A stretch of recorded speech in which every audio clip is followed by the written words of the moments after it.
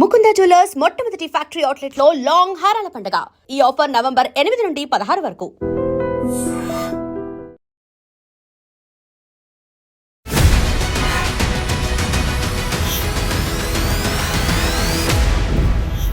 నమస్తే, welcome to I dream inside politics with Kavitha. Special show on Jubilee hills bypoll. మనతో పాటుగా ఉన్నారు political analyst వి ప్రకాష్ గారు. ప్రకాష్ గారు నమస్కారం అండి. సో జూబ్లీ హిల్స్ బైపోల్ అనగానే అత్యంత ప్రతిష్టాత్మకంగా తీసుకునే పార్టీలు చాలా కీలకంగా ఉంది. తెలంగాణ రాష్ట్ర వ్యాప్తంగా దాని గురించే చర్చ అనేది జరిగింది. మనం సర్వేలు చూసాము, ఎగ్జిట్ పోల్స్ అనేది చూసిన తర్వాత అక్కడ ట్రెండ్ అనేది రిఫ్లెక్ట్ చేసిందా? నిజంగానే ఎగ్జిట్ పోల్స్ అనేది పబ్లిక్ పల్స్ని చూపించాయంటారా? అంటే ఇప్పుడు ఏవైతే ఎగ్జిట్ పోల్స్ సర్వే చేసిన సంస్థలు ఉన్నాయో చాలా నేరో మార్జిన్ చూపెట్టాయి. 2-3% ఎక్కువ భాగం, 1-2 మాత్రం 5% అండ్ అబోవ్ చూపెట్టాయి. ఇట్లున్నప్పుడు మనం ఎంతవరకు how far we can believe surveys? ఎందుకంటే వాళ్ళే చెప్తున్నారు 3+ ఆర్ 3- అని. అవును అన్నప్పుడు ఖచ్చితంగా మనం కాంగ్రెస్ గెలుస్తుందని చెప్పలేము. ప్రాబిలిటీస్ ఎక్కువ నేను చెప్పగలుగుతాం, కానీ బీఆర్ఎస్ ఓడిపోతుందని కూడా కన్ఫర్మ్ చేయలేము. మనం ఫ్లూయిడ్ సిచ్యువేషన్ ఉంది, మనకు ఏది అనేది తెలియదు. బట్ దీని నుంచి ఒకవేళ ఇట్లాగే జరిగి ఉంటే, ఇంత టైట్ కంటెస్ట్ ఉండి ఉంటే కొంత గుణపాఠాలు తీసుకోవాల్సిన అవసరం అయితే ఉంటుంది. పర్టికులర్గా సిట్టింగ్ సీట్ పోగొట్టుకుంటున్న బీఆర్ఎస్ అంటే నిన్న వాళ్ళు చేయగలిగింది చేశారు ఆఫ్ కోర్స్, కానీ దొంగ ఓట్లు దాదాపుగా 24,000 చేర్చారు అని కొన్ని శాంపిల్గా కొన్ని ఎవిడెన్సెస్ కూడా ఇచ్చారు. ఆ ఎవిడెన్సెస్లలో మనకు కొన్ని కనబడుతున్నాయి. ఒకటే బిల్డింగ్లో 130 ఓట్లు 140 ఓట్లు చేర్పించారని. ఆ అపార్ట్మెంట్ దగ్గర పోతే వీళ్ళెవరు మా దానిలో లేరు అని చెప్పారు. ఇదివరకు ఉన్నారా అంటే ఆ ఇల్లు కూలగొట్టి మళ్ళీ కట్టారు. ఆ ఇంట్లో 2 ఉంటారు, 5 ఉంటారు, 10 మంది ఉంటారు. 130 మంది ఎందుకు ఉంటారు? అట్లాగే ఎక్కడో సిరిసిల్లలో ఉన్న తన ఓటు ఇక్కడ ఉంది. తర్వాత సొంతంగా క్యాండిడేట్ అన్న ఓటు మా నాన్న ఓటు మల్టిపుల్ ప్లేసెస్లో ఉంది. అన్నది 3 దిక్కులు ఉంది, నాన్నది 2 దిక్కులు ఉంది. ఇట్లా కొన్ని వాళ్ళు తీసి బయట పెట్టగలిగారు. ఎలక్షన్ కమిషన్ ఏం పట్టించుకోలేదు. కంప్లీట్గా అంటాం కదా నిమ్మకు నీరెత్తినట్టు అని, నీరెత్తినట్టుగా అంటే వాళ్ళు ఏమీ పట్టించుకోలేదు. నిన్న ఆర్ఎస్ ప్రవీణ్ కుమార్ చెప్తా ఉండే, ఎన్నిసార్లు కంప్లైంట్ ఇచ్చినా ఏ విషయంలో ఇచ్చినా అసలు వాళ్ళు ఏది పట్టించుకోలేదు అనేది. ఏదో విజిల్ అనే ఒకటి యాప్ ఏదో ఉందట, ఆ యాప్లో మనము ఈ వీడియోస్ కానీ ఇవి కానీ డైరెక్ట్గా ఎక్కడెక్కడైతే మాల్ ప్రాక్టీసెస్ జరుగుతున్నాయో తీసి అప్లోడ్ చేస్తే ఎలక్షన్ కమిషన్ ఇమ్మీడియట్గా దాని మీద స్పందిస్తుంది. 2 days నుంచి అది పనిచేయలేదు, అది డెడ్ అయిపోయింది. దాన్ని ముందు కంప్లైంట్ ఇచ్చినా కూడా దాన్ని రిపేర్ చేయలేదు. 1 day బిఫోర్ చెప్పినా కూడా ఎలక్షన్ అబ్జర్వర్ ఇది మా చేతిలో ఉండదు, ఇది వాళ్ళ చేతిలో ఉంటుంది, ఎలక్షన్ కమిషన్ ఆఫ్ ఇండియా, కాబట్టి మేమేం చేయలేము. అంటే ఏం చేయలేమనే దానికంటే మేము మాట్లాడి దాన్ని రిజాల్వ్ చేస్తామని చెప్పాలి. కానీ నిన్న పోలింగ్ అయిపోయే వరకు కూడా అది పనిచేయలేదు. వాట్సాప్లో పెట్టండి, వాట్సాప్లో పెట్టి మాకు పంపండి అంటే election commission observer WhatsApp number ఎందుకు ఉంటుంది అందరి దగ్గర? అది జరిగే కాడ ఎక్కడో జరిగిన కాడ ఇమ్మీడియట్గా పంపాలి కదా. యాప్ ఉంటేనేమో యాప్లో డౌన్లోడ్ చేసుకొని ఎవరైనా అప్లోడ్ చేయగలుగుతారు. ఆ పర్పసే అది. అంటే ఇట్లాంటి ఒకతొకరు నిన్న మనకు కొన్ని తెలిసినవి ఏంటంటే 50 బూతులలో అసలు పోలింగ్ ఏజెంట్స్ని లేకుండా చేశారు బీఆర్ఎస్ వాళ్ళని. అంటే అనలిస్టులు కొంతమంది దాని మీద కామెంట్ చేసింది ఏంటంటే ప్రొఫెసర్ నాగేశ్వర్ అనుకుంటా, అంటే అంత వీక్ ఉంది 50 మంది లేరు అని. 50 మంది లేరు కాదు, అలా కూర్చొని వెళ్ళలేదు వాళ్ళు. అది లేకపోవడం అనేది ఆర్గనైజేషన్ తప్పు, కూర్చొనియకపోవడం అనేది ఎలక్షన్ కమిషన్ ఆపలేకపోవడం అరాచకాన్ని. ఇట్లాంటివి కొన్ని జరిగినాయి. తర్వాత నిన్న ప్రెస్ మీట్లో బీఆర్ఎస్ నాయకులు చెప్పింది ఏంటంటే కొన్ని బూత్ల దగ్గర ఎలక్షన్ ఆఫీసర్ మీ పేరేంటి అంటే పేరు చెప్పకపోవడం, మీ హస్బెండ్ పేరు ఏంటంటే అది చెప్పకపోవడం, మీ ఇంటి నెంబర్ ఏదంటే అది కూడా చెప్పకపోవడం. అక్కడున్న కాంగ్రెస్ బూత్ ఏజెంట్ కానీ అక్కడున్న నాయకులు కానీ వాళ్ళ మీద భయపెట్టి పంపించండి ఓట్లు వేయండి అని చెప్పి వాళ్ళని దొడ్డిదారిన ఎంట్రీ ఇవ్వడం, అంటే చెకింగ్ లేని దగ్గర నుంచి ఎంట్రీ. ఇట్లాంటివి చాలా జరిగినాయి. వాటితో పాటుగా ఎల్లారెడ్డిగూడలో నాకు క్లోజ్ కాంటాక్ట్స్ ఎవరైతే నాకు దగ్గర వాళ్ళు ఉన్నారో వాళ్ళు చెప్పింది ఏంటంటే ఒక ఫాదరు వచ్చినాక కొడుకు చెప్పాడు, హైలీ ఎడ్యుకేటెడ్ కొడుకు, ఎంప్లాయ్ కూడా, డబ్బులు ఇచ్చిపోయారు నాన్న వీళ్ళు, వద్దంటే వినలేదు, ఓటుకు 2,500 ఇచ్చారు కాంగ్రెస్ వాళ్ళు, అంటే ఎందుకు తీసుకున్నామని బాగా కోపం చేశాడు ఆయన. కోపం చేస్తే ఆయన పోయి టెంపుల్కు డొనేట్ చేసి వచ్చాడు. ఇంకొన్ని ఇళ్లలో చీరలు డబ్బులు ఆడవాళ్ళ చేతిలో పెట్టారు. ఒక అపార్ట్మెంట్లో వాళ్ళు కొంతమంది రిఫ్యూజ్ చేశారు. అయితే వెల్ఫేర్ అసోసియేషన్ వాళ్ళని పిలిచి మీరు దేనికైనా ఉపయోగించుకోండి, మా తరఫున ఇస్తున్నాం పార్టీ తరఫున అని 6 lakhs వాళ్ళకి ఇచ్చిపోయారు. అంటే ఇట్లాంటి కొన్ని అంటే న్యూట్రల్ ఓటర్స్ ఉన్న దగ్గర కొంత యాంటీ బీఆర్ఎస్ వీళ్ళు ఉంటారు, కొంత బీజేపీ అనుకూలంగా ఉండే సెక్షన్ వాటిలల్లో ఇవన్నీ జరిగినాయి. వాటితో పాటు వాళ్ళ ఓటర్స్ వాళ్ళకు పెద్ద మొత్తంలో వాళ్ళకు ఖర్చులకు దావతులకు అన్నిటికీ ముడుతూనే ఉన్నాయి. ఇవన్నీ కూడా ప్రభావితం చేశాయి. అంటే అనలిస్ట్గా మనోభావాలను ఎట్లా విశ్లేషించాలి గిన్ని జరిగినప్పుడు? ఎగ్జాక్ట్లీ, ఇదంతా పోల్ మేనేజ్మెంట్ పరిధిలోకి వస్తుంది కదా. బట్ ఏ బేసిస్ మీద ఓటర్లు ఓటేయడానికి వచ్చిండ్రు, అసలు ఏం చూసిండ్రు పార్టీలు చెప్పినటువంటి హామీలా? ముందు ఇది ఒక్కటి అనలైజ్ చేద్దాం. మీకు అన్ని ప్రీపోల్ సర్వేస్ మనము మీరు కూడా విశ్లేషించారు, కొంతమందిని కూర్చోబెట్టి. ప్రతి ఒక్కరు ఏం చెప్పారంటే ఒక 10 to 20%, కొందరు 15 అన్నారు, కొందరు 20 అన్నారు, మినిమం 10 అయితే వీళ్ళు సైలెంట్ ఓట్ ఉంటుంది. అది మనకు కూడా తెలుసు.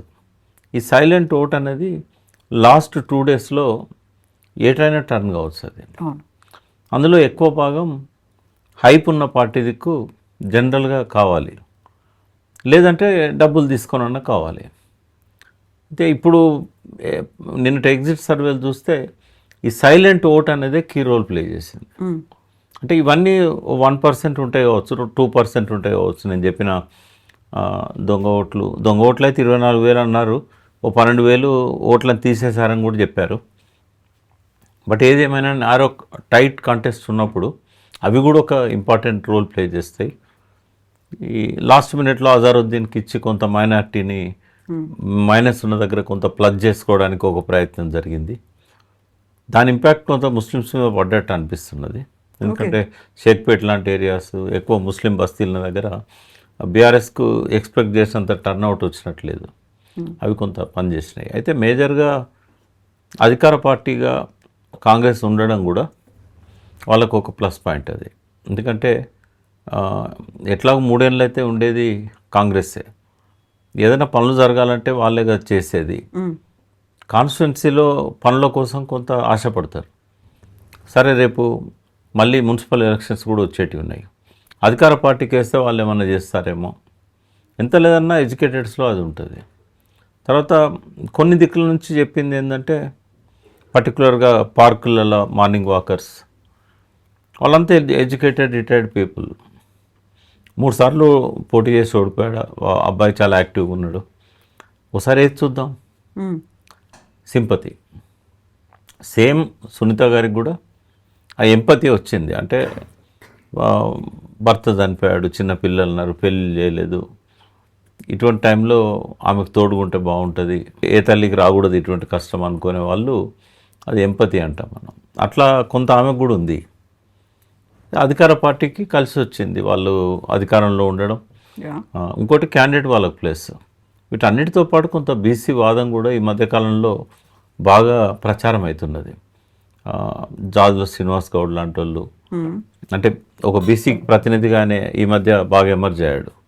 ఇటువంటి వాళ్ళు బహిరంగంగానే క్యాండిడేట్ సపోర్ట్ చేస్తూ కొన్ని బీసీ సంఘాలు, వాటితో పాటుగా పర్టికులర్గా యాదవ సంఘాలు వాళ్ళు పాలిటిక్స్ని పట్టించుకోలేదు, డైరెక్ట్గా క్యాస్ట్ని పట్టించుకున్నారు.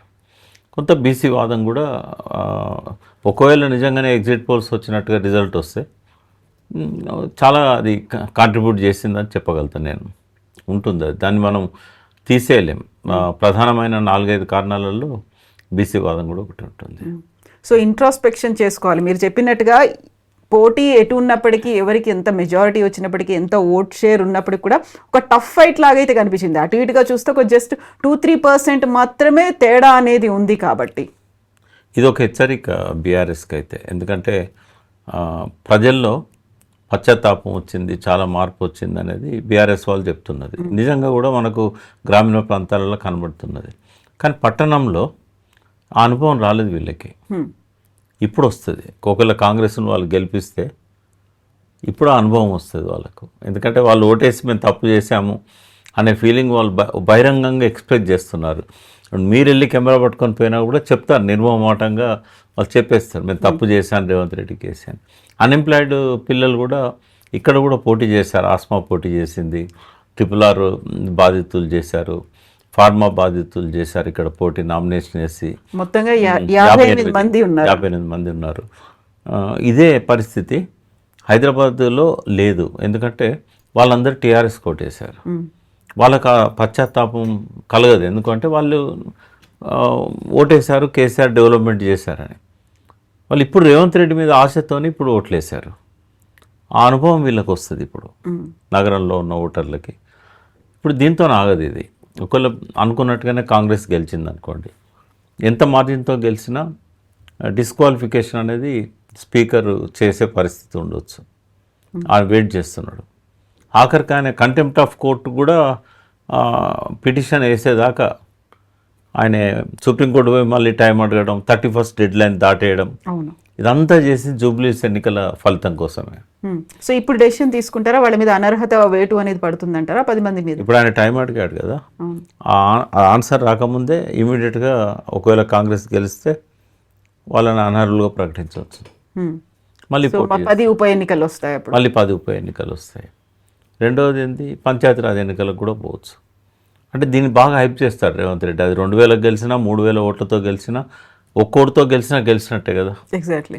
దాన్ని బాగా హైప్ చేస్తారు, మీడియా హైప్ చేస్తుంది. దాంతో మళ్ళీ ఒక వాతావరణం కాంగ్రెస్కి అనుకూలంగా తయారవుతుంది. అప్పుడు బీఆర్ఎస్ తను అనాలిసిస్ చేసుకొని ఇంకా ఏం చేస్తే బాగుండేది. అంటే మామూలుగా కంటెస్ట్కు వాళ్ళు ప్రిపేర్ కాలేదు, బాగా కష్టపడ్డారు. కేటీఆర్ కానీ ఆయన టీం కానీ అన్ని మీడియాలో కూడా ఓపెన్గా కాంగ్రెస్ వాళ్ళు కూడా చెప్పిన సందర్భాలు ఉన్నాయి. మా వాళ్ళంతా కొద్దిగా నిర్లిప్తంగా ఉన్నారు, వాళ్ళు మాత్రం ఊళ్ళలోకి వెళ్ళి వచ్చి బాగా అగ్రెసివ్గా ఉన్నారు.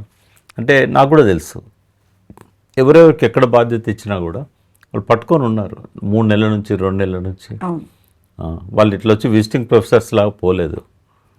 అంత కష్టపడ్డా, ఇల్లు 4 సార్లు తిరిగినా ఎందుకు మన కోర్టు రాలేదనే విషయంలో వాళ్ళు కూడా కొంత దాని మీద సమీక్ష చేసుకొని ఇది ఒక లిట్మస్ టెస్ట్ లాగా నెక్స్ట్ ఎలక్షన్స్కు ముందు దీన్ని ఒక హెచ్చరికలాగా తీసుకోవాలి. అట్లా తీసుకుంటే మరొక మంచిదే అనే ఫీలింగ్ వాళ్ళకు వస్తుంది. ఓటమి వల్ల మనం కొన్ని గుణపాఠాలు తీసుకుంటున్నాం ముందు పోవడానికి అని. ఇవన్నీ కూడా ఇంకోటి ఏంటంటే ఒక ఫెయిల్యూర్ ఏం కనబడ్డదంటే ఎక్కువ మంది రూరల్ నుంచే వచ్చి ప్రచారం చేశారు బీఆర్ఎస్కి. కానీ రూరల్లో కాంగ్రెస్ నమ్ముకొని ఓట్లేస్తే అక్కడ వివిధ కులాల వాళ్ళకి మనం మాట్లాడుకున్నాం ఇక్కడ, వాళ్ళు ఎవరు అక్కడ చెప్పినట్టు కనబడదు. ఓటర్స్తో గొర్రెల పథకం ఆపిల్లు, రైతులను ఇట్లా ఇబ్బంది పెడుతున్నారు. ఎందుకంటే వీళ్ళందరికీ మూలాలు గ్రామాలలో ఉన్నాయి. ఆ పార్ట్ కేటీఆర్ స్పీచ్లలో కూడా కొంత మిస్ అయింది అనిపించింది. అని సిటీ సమస్యలు, సిటీస్ హైడ్రా ఇట్లాంటివి ఎక్కువ ఫోకస్ చేశాడు. అక్కడక్కడ టచ్ చేశాడు. రేవంత్ రెడ్డిని నమ్ముకుంటే ఎట్లా గ్రామీణ ప్రాంతాల వాళ్ళకి అన్యాయం చేశాడు అనేది కొంత వచ్చినా కూడా ఎక్కువ ఎంఫసిస్ అనేది, ఫోకస్ అనేది దాని మీద పోలే. అంటే సహజంగానే సిటీ ఇక్కడ సమస్యలే తీసుకుంటారు. బట్ ఇక్కడ బస్తీలలో ఉన్న వాళ్ళందరికీ ఎంతో కొంత రిలేషన్షిప్ కానీ అక్కడ తల్లిదండ్రులు ఉండడము, అత్తమామలు ఉండడము, లింక్స్ అనేటివి ఉన్నాయి. మనం హాఫ్ ఆఫ్ ది ఓటర్స్ మీద ఉన్నాయి. ఉన్నప్పుడు అది ఒక మేజర్ ఇష్యూగా కూడా ప్రొజెక్ట్ చేయాల్సి ఉండే. ఇప్పుడు యాదవ్ క్యాండిడేట్ కదా, గొర్రెల పథకం ఎందుకు ఆపిల్లు 2 సార్లు కేసీఆర్ గారు ఇచ్చారు. మేజర్గా అందరికీ 7 లక్షల యూనిట్లు ముట్టాయి. కేవలం 1,50,000 ఉండే. అవి ఇస్తే ఏమైంది, వాటికే డబ్బులు లేకుండా అయిపోయినాయా? ఇట్లాంటి అంశాలు. తర్వాత మళ్ళీ రైతులలో మొదలైన ఆత్మహత్యలు, కరెంటు కోతల వల్ల మళ్ళీ వ్యవసాయం మీద ఎట్లాంటి ఇంపాక్ట్ పడ్డది, ఇట్లాంటి అంశాలు చెప్పాల్సి ఉండే. ముదిరాజులు కూడా పెద్ద సంఖ్యలో ఉన్నారు, 13-14 వేల మంది ఉన్నారు. వాళ్ళ విషయంలో కూడా ముదిరాజులకు టీఆర్ఎస్ ఏం చేసింది, ఈ ప్రభుత్వం దాన్ని ఎందుకు కంటిన్యూ చేయలేకపోతుంది, ఇట్లాంటి అంశాలు చెప్పలేకపోయారు.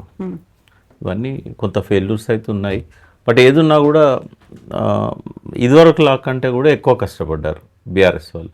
అయినా కూడా ఒకవేళ ఫెయిల్ అయితే ఆ గుణపాఠం తీసుకోవాలి. బట్ ఇది అంతగా బాధపడాల్సిన ఓటమి కాబోదు. ఎందుకు అంటే స్లైట్ మార్జిన్తో పోయినప్పుడు అది కూడా నైతికంగా ఈ దొంగ ఓట్లు తర్వాత ఈ డబ్బు ఇవన్నీ ఉన్న తర్వాత వాళ్ళు అగ్రెసివ్గా ఉన్నారు. పోల్ మేనేజ్మెంట్లో మాత్రం కాంగ్రెస్ అగ్రెసివ్గా ఉంది. ఇది ఓటమిని నైతికంగా ఓటమిలాగా తీసుకోవాల్సిన అవసరం లేదు బీఆర్ఎస్ ఒకవేళ అయినా కూడా. ఇది ఒక భారీ విజయమేం కాదు కాంగ్రెస్కి. ఆ విజయం నవీన్ యాదవ్ది కాదు, ఆ విజయం పార్టీది కాదు, ఆ విజయం రేవంత్ రెడ్డిది అవుతుంది. ఎందుకవుతుంది అంటే పోల్ మేనేజ్మెంట్ అంతా ఆయన పకడ్బందీగా దాన్ని చేశాడు. క్రెడిట్ ఆయనకే ఇవ్వాల్సి వస్తుంది. ఓకే, సో ఇప్పుడు ఎన్నికలకు సంబంధించి కేవలం బైపోల్ మాత్రమే కాదు, 500 రోజుల్లో అధికార మార్పిడి జరుగుతుంది అనేది కేటీఆర్ పదే పదే దాన్నే ప్రధానంగా స్ట్రెస్ చేస్తూ చెప్పారు. అదే సమయంలో సీఎం రేవంత్ రెడ్డి కూడా చెప్పారు, జమిలీ ఎన్నికలు ఆ తర్వాత కావాలంటే ఇది ఎక్స్టెన్షన్ అవుతుంది, ఇంకో 10 ఏళ్ల పాటు మేమే ఉంటాము, 2036 వరకు మేము ఉంటాము అనేది. అంత డిసైడింగ్ ఫ్యాక్టర్ అవుతుందా ఇది ఈ రెండు పార్టీలకి? ఈ ఎన్నిక కాదు, ఈ ఎన్నికకు వాళ్ళు అంటున్న దానికి సంబంధం లేదు. ఏ పార్టీ ఓడిపోయినా అది మాత్రం తప్పదు కదా. జమిలీ ఎన్నికలు జరిగితే 6 months రాష్ట్రపతి పాలన పెడతారు, ఎక్స్టెన్షన్ ఉంటుంది. మళ్ళీ ఆయనకి ఇవ్వరు, ఆపద్ధర్మ ముఖ్యమంత్రిగా ఇవ్వరు, రాష్ట్రపతి పాలన పెడతారు. ఏ రాష్ట్రాలలో అయితే ఇంకా ఎలక్షన్స్కి డ్యూ ఉందో రాష్ట్రపతి పాలన పెడతారు. కాబట్టి రాష్ట్రపతి పాలనలో ఎన్నికలు జరుగుతాయి. అప్పుడు డిసడ్వాంటేజ్ అవుతుంది కాంగ్రెస్కి, బీజేపీకి అడ్వాంటేజ్ అవుతుంది. సెకండ్ ఏంటంటే 500 రోజుల్లో కాదు, 5 నెలల్లో కూడా ప్రభుత్వాన్ని పడగొట్టాలనుకుంటే బీఆర్ఎస్కు పూర్తి అవకాశాలు ఉన్నాయి. ఓకే, ఆ ఫార్ములా ఉంది. బట్ కేసీఆర్ దానికి సిద్ధంగా లేడు. ప్రజలు రియలైజ్ కావాలి, ఆ పాలన సమయం పూర్తయిన తర్వాతనే మనం పోదామన్న దాంతో ఉన్నారు ఆయన. ఒకవేళ ఆయన ఈ ప్రభుత్వాన్ని పడగొట్టాలనుకుంటే ఫస్ట్ 1 yearలో పడగొట్టేవాడు. ఫార్ములా ఉన్నా కూడా ఆయన వెయిట్ చేస్తున్నాడు. ఇంకొక మైనస్ పాయింట్ ఏంటంటే మొత్తం కేటీఆర్ మీద వదిలేశాడు. కనీసం మనం ఎక్స్పెక్ట్ చేసినట్టుగా లాస్ట్ టైం డిస్కషన్లో ఆ పోలింగ్ ప్రచార సమాప్తి రోజు ఒక వీడియో అయినా రిలీజ్ చేసి అరగంట కనీసం మాట్లాడినా బాగుండేది, వీడియో రిలీజ్ చేసినా బాగుండేది. ఏది చేయలేదు. అంటే ఓవర్ కాన్ఫిడెన్స్ అనేది కొంత అక్కడ కనబడ్డది కేసీఆర్ లోపల. కేటీఆర్ గారు మాత్రం చాలా సమర్థవంతంగా హ్యాండిల్ చేశాడు ఎలక్షన్ని. ఈ ఎలక్షన్లో గెలిచిన ఓడినా బీఆర్ఎస్కి ఏంటంటే ఒక అగ్రెసివ్గా ముందుకు వచ్చిన నాయకుడిగా కొంత ప్రజల్లో ఇతను మారుతున్నాడు, కొంత మారిండి, ఇదివరలా లేడు, తన లీడర్షిప్ క్వాలిటీస్ను తను చెప్పగలిగాడు బయటికి అనేది మాత్రం కేటీఆర్కి ఆ క్రెడిబిలిటీ వస్తుంది. సో ఇప్పుడు ఖచ్చితంగా ఇదే జరుగుతుంది అనుకోవచ్చా? ఎందుకంటే 90% కాంగ్రెస్ వైపు ఉంది, కేవలం 10% మాత్రమే బీఆర్ఎస్ వైపు ఎగ్జిట్ పోల్ సర్వేలు అనేవి చెప్తున్నాయి. కాబట్టి ఇదే రిఫ్లెక్ట్ అవుతుందా November 14th కూడా? పర్సనల్గా నా ఒపీనియన్ చెప్పనా ప్లీజ్. బీఆర్ఎస్ ఒక 5,000 to 6,000 మెజార్టీతో గెలుస్తుంది. ఎందుకంటే ఎగ్జిట్ పోల్స్లో ఎక్కడైతే డబ్బులు తీసుకొని ఓట్లు వేసిన పరిస్థితి ఉంటుందో వాళ్ళు బయటకు వచ్చినాక చెప్పరు. బీఆర్ఎస్కి వేసినా కూడా కాంగ్రెస్కి వేసినామని చెప్తారు తీసుకొని ఉంటే. అది కొంత 2-3% సర్వేని తప్పుదో పట్టించే అవకాశం ఉంటుంది. తర్వాత సర్వే చేసిన సంస్థలు కూడా అక్కడ ఇంకా చివరి ఓటరు పోలింగ్ బూతులనే ఉన్నాడు, ఇక్కడ టీవీలలో వాళ్ళు కూర్చొని సర్వేలు చేసి అంత తొందరగా ఎట్లా వస్తాయమ్మా? ఇప్పుడు ఉదాహరణకు ఇప్పుడు పోలింగ్ బూతులు అన్నిట్లో కాకపోయినా 100 సెంటర్లైనా వీళ్ళ మనుషులు ఉంటారు. 12-1 గంట దాకా జరిగిన పోలింగ్ మీద వాళ్ళు సర్వే చేసి 4 గంటలన్నా కావాల్సి వస్తుంది. దీన్ని అంతా కంపైల్ చేయాలంటే 3 నుంచి 4 గంటలు మినిమం పడుతుంది. ఆ టైం కూడా తీసుకోకుండా 7 నుంచి సర్వేలు ఇవ్వచ్చానంటే 7 వచ్చి కూర్చున్నారు. అప్పటికే సోషల్ మీడియాలో వైరల్ అవుతున్నాయి. అంటే వాటినైతే నేను నమ్మను. మిషన్ చాణక్య రాత్రి ఎప్పుడో 9:30-10 గంటలకు వాళ్ళు చాలా లేటుగా వాళ్ళు ఇచ్చారు. వాళ్ళకు కొంత క్రెడిబిలిటీ ఉంది, వాళ్ళు బీఆర్ఎస్కి అనుకూలంగా ఇచ్చారు. ఇంకో సంస్థ కూడా క్యూ అనే పేరుతో ఏదో వస్తుంది, వాళ్ళు కూడా 10 o'clock ఇచ్చారు. వాళ్ళు చెప్పారు ఓపెన్గానే, అంత తొందరగా మేము ఎట్లా ఇచ్చేది, 132 సెంటర్లకు వెళ్ళి మేము సేకరించి ఆ లాస్ట్ ఓటేసిన తర్వాత కదా అని. ప్లస్లు మైనస్లు ఉన్నాయి ఈ సర్వే సంస్థలకు, బట్ కొట్టిపడేసే పరిస్థితి లేదు. డెఫినెట్గా మనము కన్సిడర్ చేయాల్సిన అంశాలు ఈ సర్వేలలో చాలా ఉన్నాయి. ఎగ్జిట్ పోల్స్ వాళ్ళ అంచనా అటు ఇటు కావడానికి ఒక 3% అని అన్నారు కాబట్టి తప్పెట్లయితుంది వాళ్ళే చెప్తున్నారు, ఒక 3% కొంచెం ఎర్రర్ ఉండే ఛాన్సెస్ ఉన్నాయి. బట్ అన్నీ కూడా చెప్పినాయి 2-3%, ఒక 2 సంస్థలు తప్ప అన్నీ అవే చెప్పినాయి. కాబట్టి మనము నిరాశపడాల్సిన అవసరం లేదని 2 పార్టీల వాళ్ళకు కూడా, బీఆర్ఎస్ వాళ్ళు నిరాశపడాల్సిన అవసరం లేదు, కాంగ్రెస్ వాళ్ళు పొంగిపోవాల్సిన అవసరం లేదు. ఇప్పటికీ కూడా ఎవరైనా గెలిచే అవకాశం ఉంది. చాలా సంక్లిష్టంగా ఉంది ఎగ్జిట్ పోల్. చూద్దాం నవంబర్ 14th Thank ఏం you. జరుగుతుందనేది. Thank you so much.